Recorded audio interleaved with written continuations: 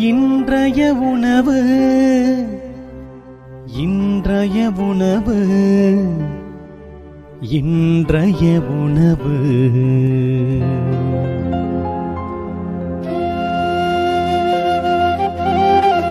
நற்செய்தி வழங்குபவர் தந்தை நிர்மல் ராஜ்.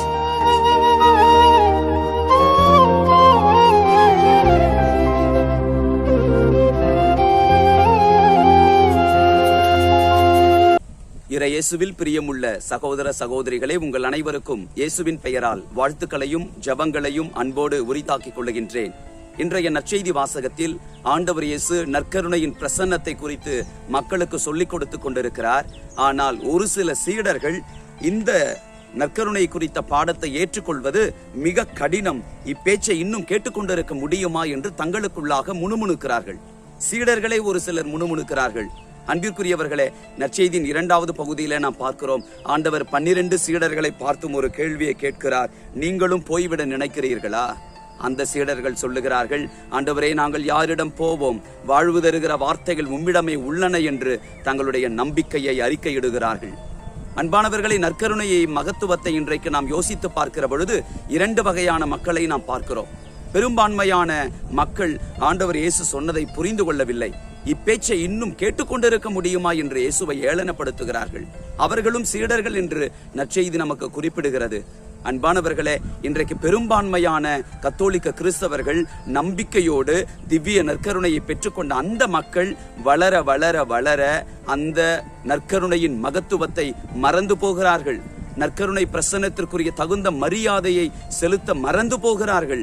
ஆலயத்திற்குள்ளே செல்லுகிற பொழுதும் திவ்ய நற்கருணை வாங்குகிற பொழுதும் ஏதோ பிரசாதத்தை வாங்குவதைப் போல, ஏதோ அரசாங்கம் கொடுக்கிற இலவச பொருட்களை வாங்குவதைப் போல அதை வாங்கி செல்லுகிறதை பார்க்கிற பொழுது எனக்கே தனிப்பட்ட முறையில் மிக மன வருத்தமாக இருக்கிறது. அன்பிற்குரியவர்களே, சிறு குழந்தைகளாக இருந்த பொழுது திவ்ய நற்கருணைக்கு கொடுத்த அவ்வளவு மகத்துவமும் மரியாதையும் நம்பிக்கையும் எங்கே சென்றது என்று யோசிக்க தோன்றுகிறது.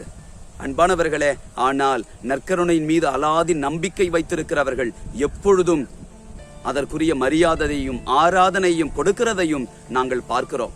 அன்பானவர்களே, நம்முடைய வாழ்க்கையில திவ்ய நற்கருணை பிரசன்னத்தை விட இந்த உலகத்தில் வேறு எந்த பிரசன்னமும் உயர்ந்தது அல்ல என்பதை உணருவோம். இன்றைக்கு நம்முடைய வாழ்க்கையில் நேரிடுகிற துன்பங்கள், வேதனைகள், கவலைகள் எல்லாவற்றிலுமே நாம் ஒன்றை நினைக்க வேண்டும், நற்கருணை ஆண்டவரின் பிரசன்னத்தினால் அவைகளெல்லாம் ஒழிக்கப்படும். என்னிடத்துல ஜப உதவிக்கு வருகிறவர்களிடத்திலே கூட நான் சொல்வதுண்டு, நற்கருணை பிரசன்னத்தை எப்பொழுதும் நம்புங்கள், ஒப்புரவு அருள் அடையாளத்தில அடிக்கடி பங்கு பெறுங்கள் என்று சொல்லுவதுண்டு.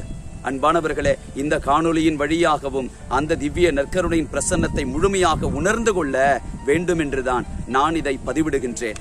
அன்பானவர்களே, நாம் வாசிக்கின்றோம் திருவெளிப்பாட்டு புத்தகம் 3:20. இதோ கதவு அருகில் நின்று நான் தட்டி கொண்டிருக்கிறேன்.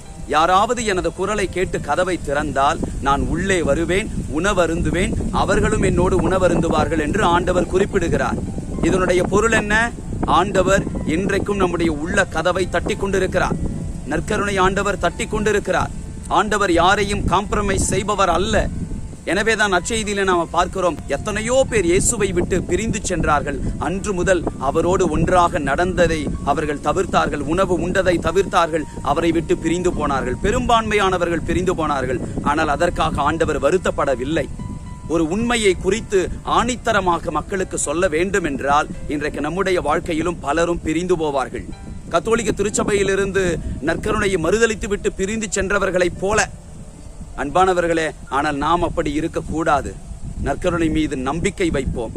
என்ன நடந்தாலும் சரி, ஆண்டவர் சொல்ல வேண்டியதை சொல்லிக் கொண்டுதான் இருப்பார். எங்கள் அன்பின் ஆண்டவரே, நாங்கள் உயிரோடு வாழ வேண்டும், விண்ணக வாழ்வையும் பெற்றுக்கொள்ள வேண்டும் என்று எங்களுக்கு ஆன்மீக உணவாக நற்கருணையை தந்திருக்கிறீரே. அந்த நற்கருணையின் வல்லமை மிக உயர்ந்தது என்பதை உணர்ந்து நாங்கள் எப்பொழுதும் நற்கருணைக்குரிய நேரத்தையும் மகத்துவத்தையும் ஆராதனையையும் மாண்பையும் நாங்கள் கொடுக்கிறவர்களாக இருக்க செய்தருளும். இந்த நற்கருணையை குறித்து எந்த காம்ப்ரமைஸும் நாங்கள் யாரிடத்திலும் செய்யாமல், எங்களுக்கு எவ்வளவு துன்பங்கள் வேதனைகள் வந்தாலும் நாங்கள் திவ்ய நற்கருணையில் இயேசு 100% உண்மையாகவே பிரசன்னமாகி இருக்கிறார் என்கிறதை சாட்சியாக எங்கள் வாழ்வில் வாழ்ந்திட செய்தருளும். இயேசுவின் நாமத்தில் ஜெபிக்கிறோம் பிதாவே, ஆமேன். God bless you.